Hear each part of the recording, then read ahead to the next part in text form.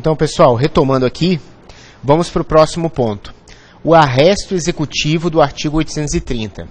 O arresto, gente, é um momento pré-penhora, né? É a indisponibilização de um bem antes da penhora, né? Existe o arresto cautelar, que é quando, por exemplo, o credor quer garantir que um bem não seja vendido antes da própria dívida vencer. Então, quer dizer, eu tenho uma dívida a ser cobrada, o devedor hoje tem patrimônio, mas ele está numa movimentação para se desfazer daquele patrimônio. A obrigação que eu tenho para cobrar dele ainda não venceu, então não é exigível, ok? Só que caso eu espere o vencimento daquela obrigação, pode ser que no momento em que vencer ele já não tenha mais patrimônio. Então, mostrando essa situação de perigo de ficar sem patrimônio para poder saldar aquela dívida, eu posso ter o arresto. Ainda não é uma penhora, mas torna aquele bem indisponível para venda, né, ou doação, enfim, para que eu possa cobrar aquilo no futuro, mas ainda não movi um processo de execução, porque essa execução não seria admitida porque o título não é exigível ainda. O arresto executivo do artigo 830 tem essa mesma natureza jurídica, mas ela é feita pelo próprio oficial na seguinte situação. Olha só, não encontrado o executado a ser citado, o oficial de justiça deve comunicar ao juízo da execução as suas tentativas frustradas e, em seguida, independentemente de ordem judicial, realizar o arresto. Então, digamos o seguinte, ele vai no endereço do executado, não encontra o executado para citá-lo, mas verifica que, por exemplo, um bem indicado à penhora, o Ford EcoSport do devedor, está estacionado na garagem, com a placa indicada. Então ele fala, não localizei o devedor, contudo, o carro dele está na garagem e eu arresto esse bem. Então dá uma ordem, esse ofício já vai para o Detran e aquele carro fica arrestado, mesmo antes da citação. Por que ele não pode penhorar? Não pode haver uma penhora antes da citação, mas o bem já fica arrestado por fundamento nesse artigo 830. Então o arresto é uma indisponibilização do bem antes da penhora. Digamos que o destino de todo o arresto vai ser se converter numa penhora futuramente, tá? Esse é o arresto. É um gravame, exatamente, é um gravame do veículo, tá? O nome técnico aí é arresto, mas exatamente, é um gravame que vai impedir a transferência daquele bem. Eu falei um veículo, mas pode ser qualquer bem passível de penhora. A penhora. A penhora é um ato executivo instrumental, né, no sentido de ser preparatório da execução por expropriação. É por meio dela que apreende-se bens do executado com ou contra a sua vontade. Com a sua vontade, quando ele próprio indica o bem a ser penhorado. Contra a sua vontade, quando é penhorado independentemente dele ter indicado e do seu consentimento. Conservando-se afetados à execução para expropriação. Então, é justamente, olha lá, o ato executivo que torna concreta a responsabilidade executiva, a responsabilidade patrimonial, na medida que individualiza ou os bens que será ou serão expropriados para satisfação do crédito. Então, quer dizer, é a partir da penhora que eu sei o que eu tenho de patrimônio para expropriar. Eu preciso da penhora, daí a gente vai ver. O que acontece? O bem é penhorado. Tem um segundo ato depois da penhora, né? Que é a avaliação desse bem. Nem todo bem vai ser penhorado. Por quê? Temos o rol no artigo 833 dos bens impenhoráveis, né? Quais são eles? Primeiro, os bens inalienáveis e os declarados por ato voluntário não sujeitos à execução. Tá? Onde a gente também pode arrolar aí os bens de família, por exemplo. Os móveis, os pertences, as utilidades domésticas que guarnecem a residência do executado, salvos de elevado valor ou que ultrapassem as necessidades comuns correspondentes a um médio padrão de vida. Então, quer dizer, é impenhorável entrar na casa de uma pessoa e começar fogão, geladeira, televisão, roupa, né, como a gente vai ver aqui, ó, vestuário, tal. Isso é impenhorável, mas desde que não sejam de elevado valor. Por quê? Claro, se a pessoa tem uma coleção de sapatos, uma coleção de ternos importados, obras de arte, uma TV enorme em cada quarto, uma geladeira, isso é penhorável. O que não é penhorável é tirar a dignidade humana da pessoa. Como que eu vou cozinhar? Como é que eu vou ter uma geladeira? Eu vou andar nu na rua? Isso é impenhorável. Agora, As joias da mulher do Sérgio Cabral são empenhoráveis? É pessoal, mas não é empenhorável. Justifica alguém ter milhares de reais em joias? Justifica ter uma coisa? Justifica, professor, sapato e tal, não. Mas não é o caso, que é isso, mas isso é necessidade básica, leva tudo, mas deixa meus sapatos, pelo amor de Deus. Então, assim, mas o ponto é esse, né? Não extrapolar. Então, saiu do médio padrão de vida, existe esse argumento de que, então isso é penhorável. Então tem que ter um bom senso. É impenhorável porque está protegendo a dignidade humana. O que extrapola isso é penhorável.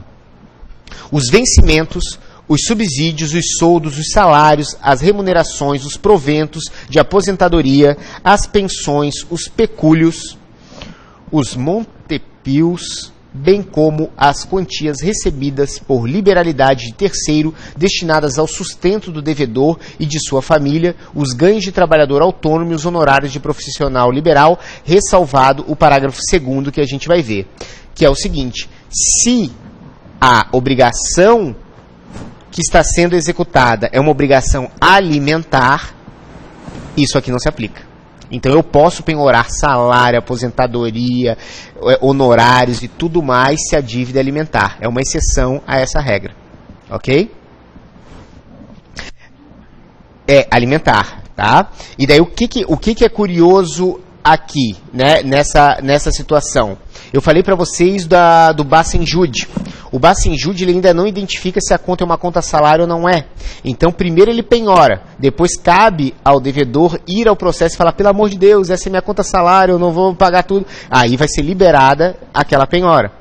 Mas na pesquisa Bacenjude vai ser inclusive de conta salário. Até identificar qual é a origem daquela verba, a penhora pode ser realizada. Por isso que muitas vezes a conta... o professor falou que a conta não era, mas meu vizinho teve a conta salário penhorada. Acontece. Daí o que ele tem que ir? Tem que ir ao processo, por uma petição simples ou por um embargos ao executado, dizer que, olha, esse bem é empenhorável, é meu salário. Ok? Os livros, as máquinas, as ferramentas, os utensílios, os instrumentos ou outros bens móveis necessários ou úteis ao exercício da profissão do executado. A ideia aqui é o seguinte: se eu começar a penhorar as ferramentas de trabalho da pessoa, como é que ela vai produzir qualquer coisa para pagar ou a mim próprio e a qualquer outro? Então isso é preservado, ela tem que trabalhar. Então é impenhorável. O seguro de vida, quer dizer, a parte deixou um seguro de vida e um beneficiário, daí vou lá e não, penhoro. Não, isso daqui é impenhorável. O seguro de vida é para o beneficiário que o de cujos deixou. A pequena propriedade rural, assim definida em lei, desde que trabalhada pela família, os recursos públicos recebidos por instituições privadas para aplicação compulsória em educação, saúde e assistência social, aí relacionado também com o teu tema, a quantidade depositada em caderneta de poupança até o limite de 40 salários mínimos. Esse inciso aqui talvez seja o mais criticado pela doutrina. É o seguinte: o raciocínio é muito claro. Quem poupa é porque sobra dinheiro. Quem deve, não poupa. Como que 40 salários mínimos podem ser empenhoráveis? Professor, mas poxa, são 40 salários. 40 salários é bastante dinheiro, né? Então, o que acontece? A gente está falando aqui de quase 40 mil reais, né? Isso é empenhorável? Como que alguém pode poupar se está devendo, né? Mas, a princípio, é empenhorável. Agora, o inciso 4, que é justamente os salários, e o 10, olha lá, o disposto no inciso 4 e 10 do caput não se aplica à hipótese de penhora para pagamento de prestação alimentícia, independentemente de sua origem, bem como as importâncias excedentes a 50 salários mínimos mensais, devendo a constrição observar o disposto no artigo 528, parágrafo 8º e 529, parágrafo 3º, que é justamente o cumprimento de sentença de obrigação alimentar. Então, quer dizer, não se aplica essa impenhorabilidade nem de poupança, nem de salário para dívidas alimentares. Essas podem, tanto em cima de poupança, quanto em cima de salário. Ok?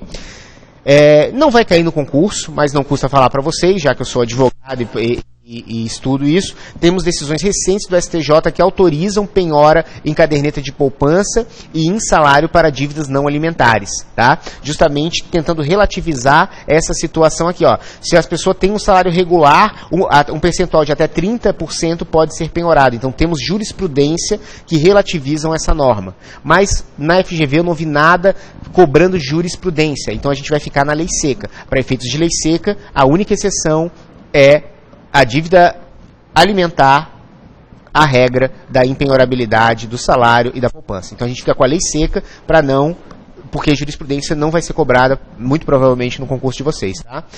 Passei de 2015 a 2017, peguei todos os concursos da FGV, nenhum cobra jurisprudência, tá? Ordem de preferência, tá? Aqui são as ordens de preferência para penhora, tá? Essa ordem de preferência interessa muito mais para o devedor do que propriamente para o credor. Por quê? O credor ele vai penhorar o que ele achar. Se ele achar um imóvel, ele vai querer penhorar o imóvel. E se ele achar um carro, ele vai querer penhorar o carro. Se ele achar joias, ele vai querer penhorar joias. Se ele achar dinheiro, claro, prefiro o dinheiro. Mas o que ele achar, ele vai penhorar. Agora, para o devedor é muito importante. Lembrando aquele princípio que a gente viu no começo da aula, que falava o seguinte: devemos conjugar o princípio da efetividade da execução com a menor onerosidade para o devedor. Se puder a execução ser feita de um jeito menos gravoso para o devedor, será feito. Então, ele próprio pode falar o seguinte: olha, se eu tenho como primeiro bem a ser penhorado o dinheiro em espécie ou depositado em aplicação de instituição financeira, e tenho um bem imóvel, e foi penhorado meu bem imóvel, eu ofereço dinheiro para substituir. Ok, para ele interessa essa preferência. Mas, para o credor que só achou o bem imóvel, ele não está vedado porque ele teve que esgotar as outras tentativas para chegar no imóvel. Não, ele achou o imóvel, ele vai pedir para penhorar o imóvel. Essa ordem é preferencial, então é mais uma forma de defesa do devedor para conseguir colocar um bem que lhe cause menos gravame para ser expropriado, né? Essa ordem, então, é a seguinte: primeiro, dinheiro, depois, títulos da dívida pública, da União, dos Estados, do Distrito Federal em cotação no mercado, títulos e valores mobiliários com cotação no mercado, veículos de via terrestre, bens imóveis, bens móveis em geral, semoventes. Para quem não sabe o que é semoventes, são animais, né, cavalos, bois, né, e não qualquer um, né, geralmente então tem cavalos que são uma fortuna, né, outro dia eu fui na casa de uma amiga minha, um cachorrinho desse tamanho daqui, 14 mil reais ela pagou no bicho, eu falei, tu tá de brincadeira comigo? 14 mil, então, semovente, tá ali, né, então tu penhora o bicho, que, né, pelo amor de Deus. Imagina, meu Deus do céu, penhora esse bicho aí, pelo amor de Deus, semovente, tá valendo mais que um carro quase, o negócio desse tamanho aqui, esqueci até o nome da raça. Navios e aeronaves, ações com cotas de sociedades simples e empresariais, ok? Então essa é uma ordem preferencial de penhora, tá? Então quem quiser, isso aqui está tudo disponibilizado para você. 835, tá? Onde está essa ordem? E aí, a modificação, olha lá, formalização da penhora. A penhora será realizada mediante auto ou termo, que conterá. A diferença de auto ou termo é a seguinte: o auto é feito pelo oficial, auto de penhora, e o termo é quando é feito em cartório. O próprio cartório faz a penhora, tá? Então, quer dizer, uma penhora bassa em jude é feita pelo cartório, não é o oficial que faz. É no gabinete do juiz, faz uma pesquisa e penhora dinheiro. Tem um termo de penhora. O oficial vai na casa da pessoa e penhora um veículo, por exemplo. É um auto de penhora. A diferença do termo e do auto, tá? Conterá, tanto em um quanto em outro, a indicação do dia, do mês, do ano, do lugar em que foi feita, os nomes do exequente, do executado, a descrição dos bens penhorados, com as suas características, a nomeação do depositário dos bens. O depositário dos bens é a figura do depositário judicial, que pode ser fiel ou infiel. O fiel é aquele que zela e guarda o bem como se seu fosse, não permitindo que ele deteriore, e o depositário infiel é justamente aquele que não dá conta de cuidar do bem e deixa o bem deteriorar, extravia o bem, estraga o bem. E é esse depositário infiel que não é mais possível a sua prisão, mas ele vai arcar com as perdas e danos e os ônus processuais de não ter zelado ali do bem como deveria, mas preso ele não é mais, ok? Isso, inclusive, é matéria de súmula vinculante. Modificação da penhora. Pode ocorrer a modificação do bem penhorado no caso de ampliação ou redução do seu valor nos casos previstos em lei. Muitas vezes, o que acontece? Eu posso chegar aqui no início do processo e penhoro, digamos, um apartamento. Só que esse apartamento, daqui a pouco, começa a ter uma série de melhorias ao redor daquele imóvel e ganha uma grande valorização.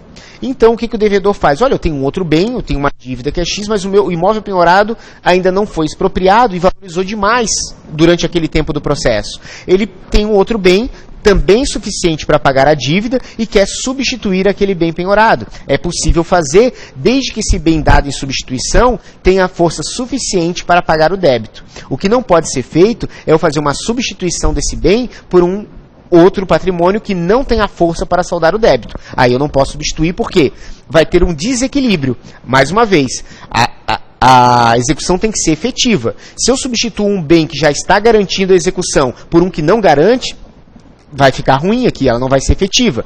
Ah, mas ela tem que ser menos gravosa. Ok, menos gravosa, tem algum bem menos valioso que esse que tu quer substituir, mas que também garanta a dívida? Tenho. Ok, então a gente substitui. Tem que haver um equilíbrio entre a efetividade e a gravosidade, ok? Esse é um raciocínio que se desenvolve durante todo o procedimento. Pode ainda ocorrer a substituição. O executado pode, no prazo de 10 dias, contados da intimação da penhora, requerer a substituição do bem penhorado, desde que comprove que lhe será menos onerosa e não trará prejuízo ao exequente. Então também, foi penhorado, eu não queria, porque ele não indicou, daí foi lá e foi um bem penhorado. Ah, tá bom, acharam esse, mas eu tenho outro. Daí, pode pedir a substituição, desde que suficiente, né, para pagar o débito, não cause prejuízos ao credor. Agora chegamos na fase da expropriação. A execução por quantia certa realizar-se-á pela expropriação de bens do executado, ressalvadas as as execuções especiais. Então, quais são as formas de expropriação? A expropriação consiste em adjudicação. A adjudicação é o ato do credor pegar para si o bem penhorado. Eu não quero vender esse bem em asta pública. Eu não quero, esse bem daí não precisa ser alienado para outra pessoa. Eu mesmo pego esse bem. Ok? Então, quer dizer, é penhorado um imóvel, ele mesmo quer aquele imóvel. Digamos que a dívida é de 80 mil e o imóvel foi avaliado, porque depois que o bem é penhorado, é feita uma avaliação, né? Então, é com base nessa avaliação que o bem vai para alienação ou para asta pública. Então, o que quer dizer? A parte pode adjudicar o bem por aquele valor. Digamos que eu tenho uma dívida de 80 mil e o bem é de 100 mil. Eu quero adjudicar esse bem, eu quero para mim esse bem. Mas a minha dívida é de 80 e o bem foi avaliado em 100. Falta 20 mil. Então o que vocês acham que acontece se eu adjudicar? Se eu pegar esse bem para mim, fica elas por elas ou eu tenho que devolver 20 mil para o devedor? Exatamente, esse é o raciocínio. Como a avaliação que determina, para efeitos do processo, o valor do bem, ok? Então, se a dívida é de 80 e o bem vale 100 e eu quero adjudicar, eu pego o bem e tenho que devolver 20 mil para o devedor. E aí está todo mundo quite e a obrigação está satisfeita. Se, pelo contrário, a dívida é 100 e o bem vale 80, o que acontece se eu vou adjudicar? Eu pego o bem para mim, matamos 80% da dívida e a execução continua para cobrar os outros 20%, tentando localizar mais patrimônio para saldar a dívida. Tá? Então a adjudicação tem isso. Nem sempre ela vai bater exatamente com o valor do patrimônio. Ok? Então, se eu adjudico, eu tenho que adjudicar o valor da avaliação. Se for a mais o valor da avaliação do que a dívida, eu devolvo a diferença. Se for a menos, eu saldo aquela parte parcialmente a dívida e segue a execução com saldo residual. Tá? A alienação é a venda desse bem. O bem foi penhorado, mas pode ser alienado, pode ser vendido, porque a expropriação é justamente transformar o bem penhorado em dinheiro. Então, a alienação é uma forma de transformar ele em dinheiro. A alienação é diferente da asta pública, que vai ser justamente o leilão, né? Ainda é possível a apropriação de frutos e rendimentos de empresa ou estabelecimento e de outros bens. Isso daqui é geralmente aquela penhora do caixa de uma empresa, por exemplo. O devedor tem uma empresa, tem uma padaria, por exemplo, a padaria tem um faturamento e eu vou penhorar os frutos, o faturamento daquela padaria, ou o aluguel do que ele recebe de um inquilino. E aí vou saldando a dívida com os frutos daquele imóvel, ok? Segundo o artigo 826, antes de adjudicados ou alienados os bens, o executado pode, a todo tempo, remir a execução, pagando ou consignando o valor da dívida atualizada. Quer dizer, ele teve um bem penhorado, mas daí ele agora se dá por vencido. Tudo bem, o jogo acabou, chegaram no meu patrimônio. Então tá aqui, ó, pago a dívida, libero o meu patrimônio. Tá? Porque Então, a qualquer tempo. Lembrando, o objetivo da execução não é acabar com a vida do devedor, é cobrar a dívida. Então, se ele pagar a dívida, libera o patrimônio, ok? Ninguém está aqui para pegar o que não é devido, é para pegar o que é devido. Adjudicação, então, é lícito ao exequente oferecendo preço não inferior ao da avaliação. Vejam que o valor da avaliação, que vai ser feito ou por um oficial de justiça ou pelo perito, dependendo da complexidade dessa avaliação, é o critério valorativo que vai marcar justamente a adjudicação e o próprio leilão, que depois a gente vai ver que eventualmente pode baixar do preço da avaliação na segunda asta pública, na primeira não, ok? Mas nunca abaixo de um preço vil, como a gente vai ver, que é um preço inferior àquele, muito inferior ao avaliado. Então, vamos lá, é lícito ao exequente oferecendo preço não inferior ao da avaliação, requerer que lhe sejam adjudicados os bens penhorados, foi o que a gente comentou agora. Alienação far-se-á pelo quê? Pela iniciativa particular, a venda do bem para um terceiro, ou ainda em leilão judicial, eletrônico ou presencial, ok? São as formas de alienar esse bem, ou por via particular ou por leilão. Também aqui o critério é o valor da avaliação. Não será aceito o lance que ofereça preço vil. Então, quer dizer, no leilão não vai ser aceito o preço vil. E o parágrafo único nos explica o que é preço vil.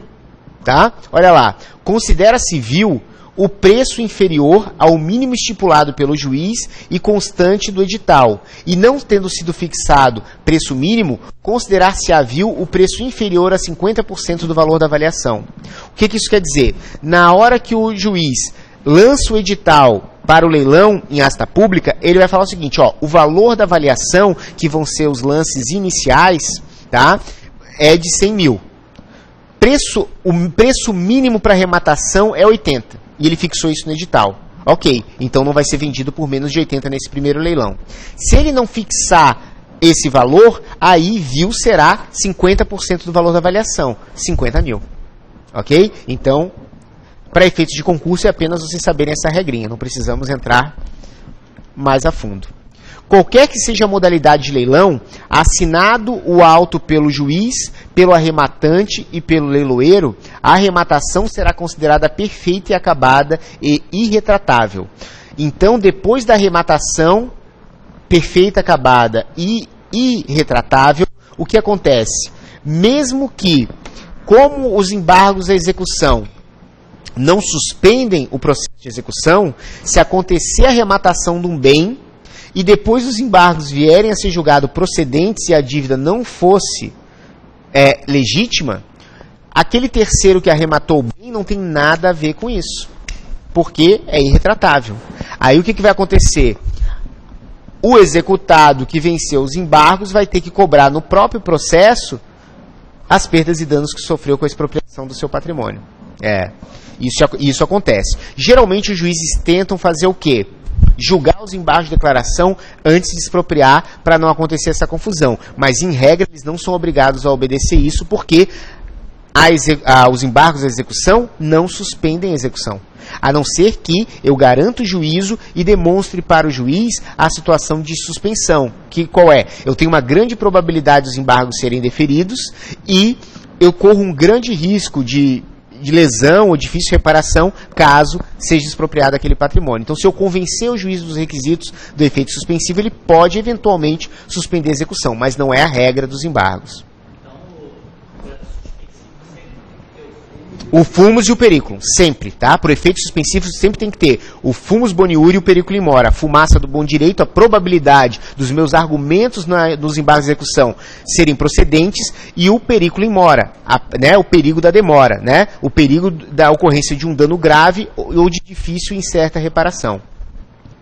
Ainda que venham a ser julgados procedentes os embargos do executado, ou a ação autônoma que trata o parágrafo 4º deste artigo, assegurada a possibilidade de reparação dos prejuízos sofridos. Então é o que eu falei para vocês. Então quer dizer, ainda que os embargos sejam, não vai ser desfeito a arrematação. E aí a reparação dos prejuízos vai ser feito no próprio processo de execução.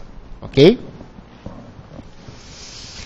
A execução, então, de quantia certa é essa. Agora a gente vai para os detalhes da execução para entrega de coisa. Tá? Para entrega de coisa, reputa-se existente uma obrigação de dar quando o devedor se vê obrigado por lei ou contrato a entregar alguma coisa ao credor. Divide-se em duas espécies em relação à individualização da coisa: entrega de coisa certa e entrega de coisa incerta, definida apenas pelo gênero e pela quantidade, mas não pela qualidade. A coisa certa é gênero, quantidade e qualidade. Ok? O devedor de obrigação de entrega de coisa certa, constante em título executivo extrajudicial, será citado para, em 15 dias, satisfazer a obrigação. Olha já a regra de procedimento em relação à quantia certa. Qual foi o prazo que ele tem para pagar na quantia certa? Quanto? 3? 3? Isso, 3 dias. É que eu não escutei que 3 dias. Na quantia certa, ele é intimado para pagar em 3 dias. Tem 15 dias para apresentar embargos, mas para pagar em 3 dias. Aqui ele tem 15 dias para satisfazer a obrigação. Procedimento diferente, ok? Então, se eu estou diante de entrega de coisa, 15 dias. Se eu estou diante de coisa certa, 3 dias.